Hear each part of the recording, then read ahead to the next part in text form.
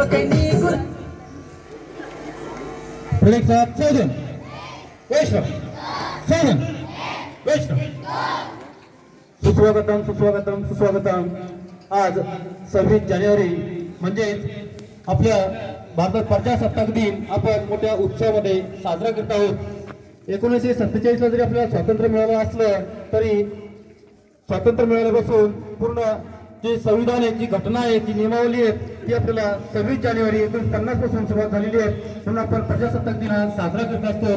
तर आज इथं प्रजासत्ताक दिनानिमित्त आपल्या विद्यालयामध्ये ध्वजारोहणाचा कार्यक्रम आयोजित केलेला आहे।